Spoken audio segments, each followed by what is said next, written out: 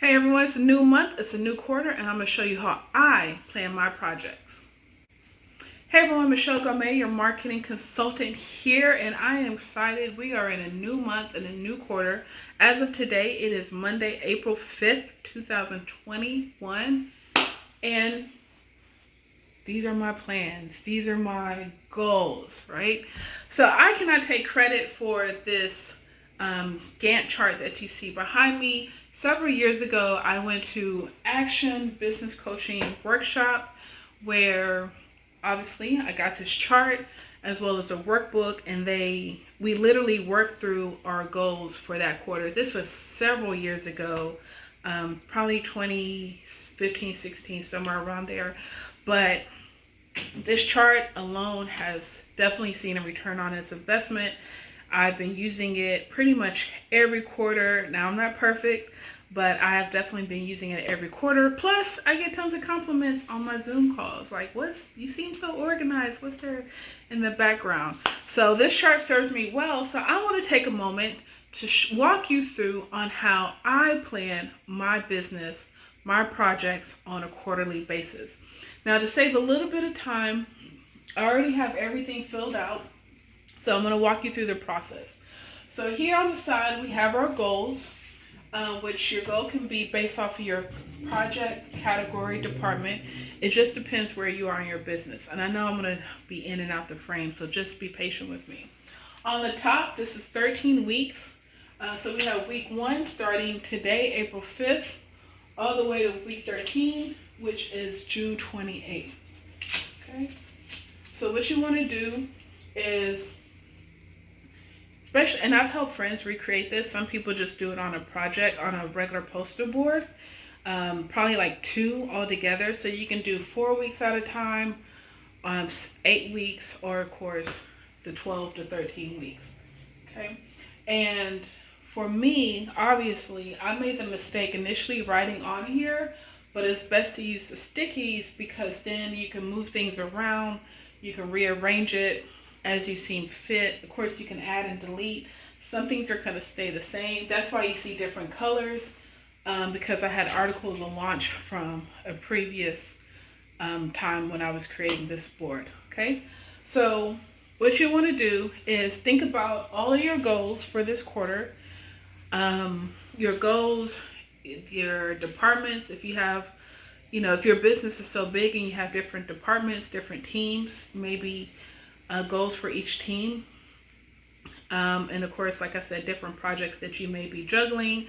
Maybe you're collaborating with other people, but what are you going to do when it comes to your load, right? So have all of that listed right here, your goals. On the top, have your weeks.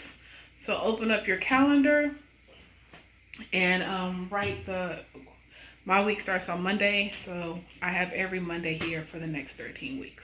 Okay. From that, I sit down and I look at, okay, so what do I have to do to get these projects up and rolling or moving forward, right? So I write all of that down on a sticky note and then I place it on here. So this is obviously the first week. I don't plan on doing too much this week, focusing on some client stuff or whatever. So I'm not going to say it's an easy week, but it is what it is. So some of the projects I'm working on, I have a website I need to launch. I have the African American Marketing Association. I have my company, Line 25 Consulting.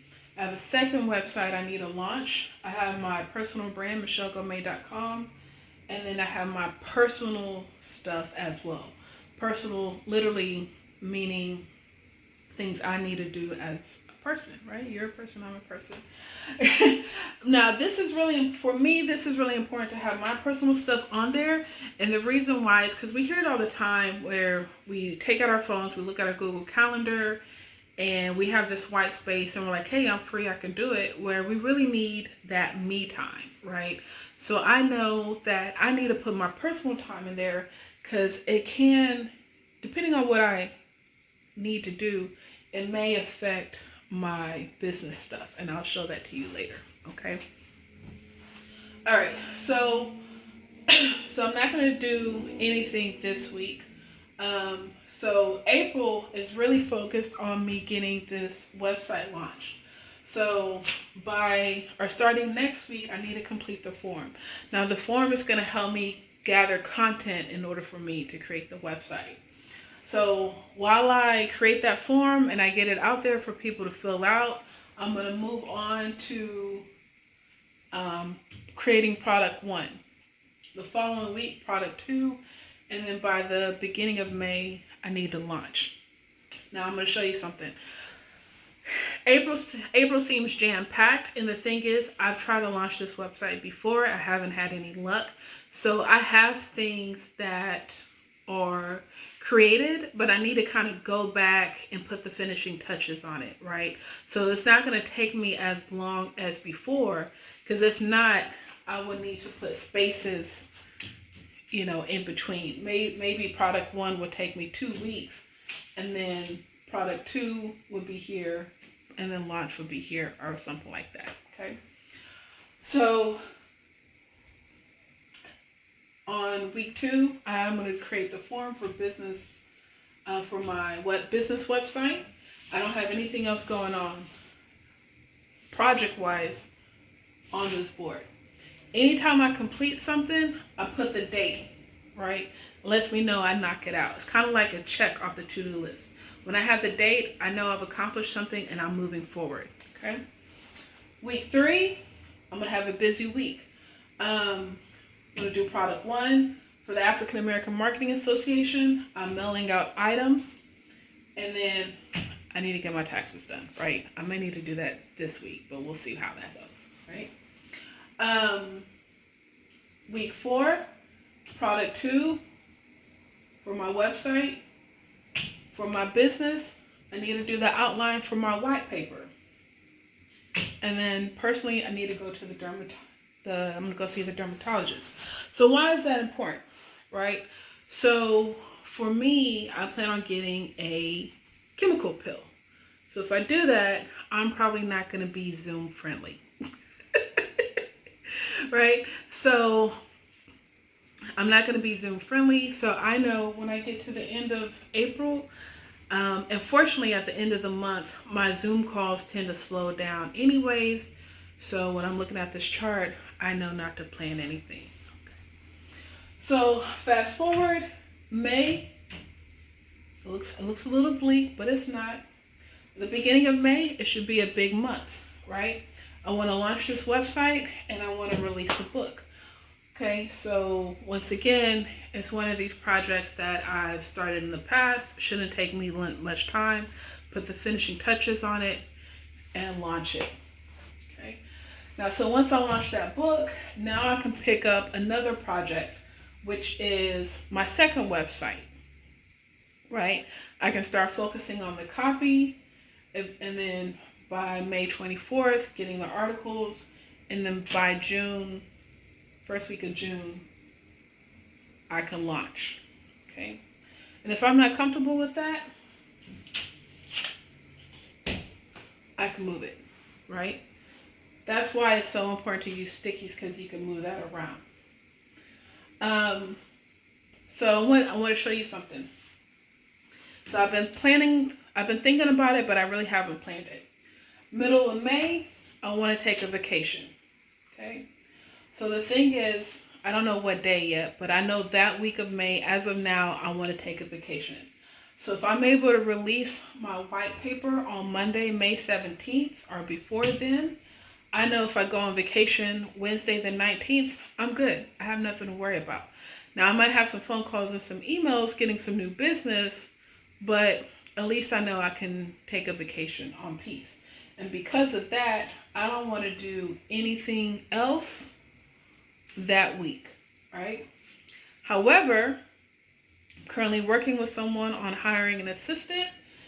So if I hire someone, if I make a decision by, we'll say May 14th, 15th, whatever that Friday is, I know, like, hey, I'm going on vacation. Can you start May 24th?